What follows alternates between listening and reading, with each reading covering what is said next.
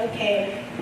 I'm sure you all have, if you haven't seen the poster, you have one of the programs, I'm sure.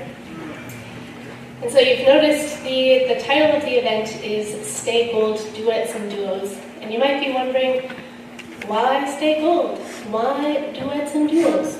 And if you know Talita, and I'm very fortunate to have known her for some time, and if you do know her, you know that she doesn't take naming things lightly, or, so we're gonna just, as they prepare for the next song, we're just gonna talk a little bit about the, I guess, theme of this night.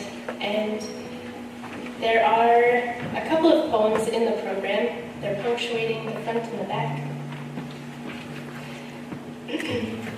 And so Talita has a natural gift for bringing together of things, as you can see from bringing together this event and this band, and also encouraging me or asking me to be the MC, and perhaps it's more of a gift of persuasion in that regard. But on a different level, Talita and our friendship had kind of started from just kind of deep kitchen chats as she was downstairs making Nola for the Nola shop back when she had that, when she was the owner of that shop. And I was working in the kitchen, and we would have deep life chats in the kitchen, as you do, I guess. But she really loves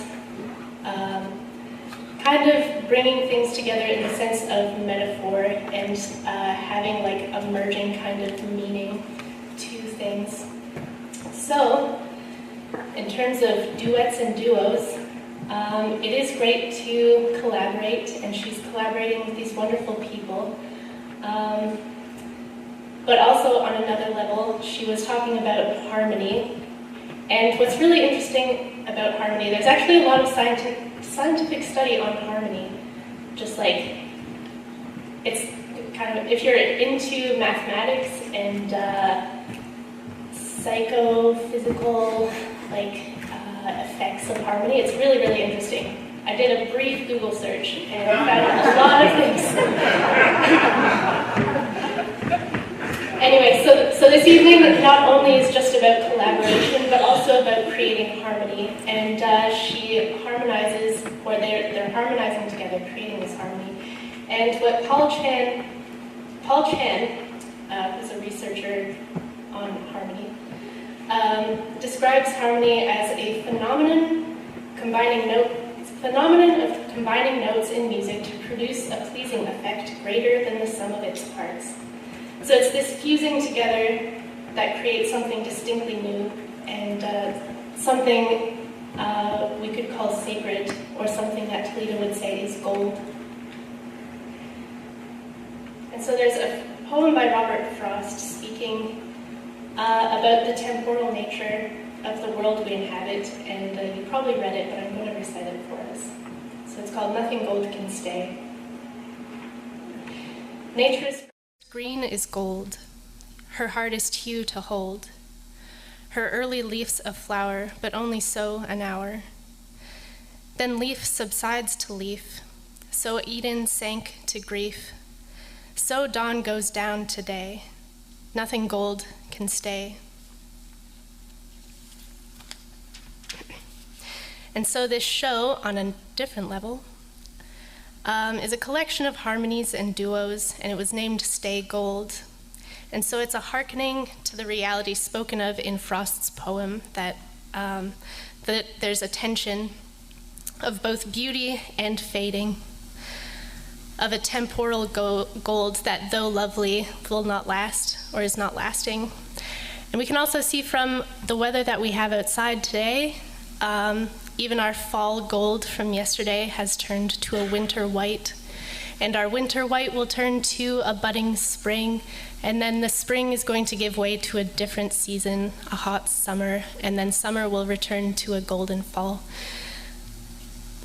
So as we go through this temporality of seeing and hearing and taking in the beauty, harmonizing and making gold that fades. I just hope that we can do so with the hope of lasting meaning and lasting gold. And I'd like to ask Marianne Jones if she would come up and share her poem if she is still around. Marianne Jones? Yes, thank you.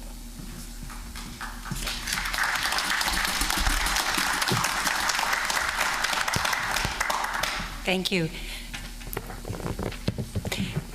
It was an honor to be asked to share my poem, which I wrote several years ago in Toronto at this same time of year.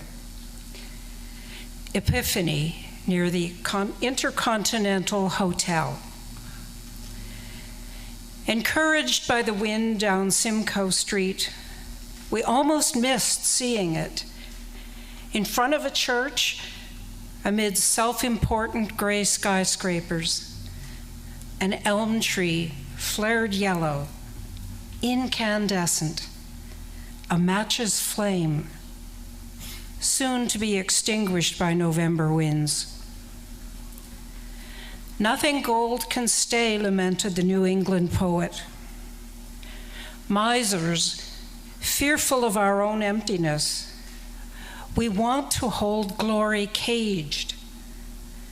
Our pressed leaves and petals fade, turn brittle, crumble to dust. The saved manna breeds maggots. God wants to fill us daily with new joy, one requiring open palms instead of closed fists.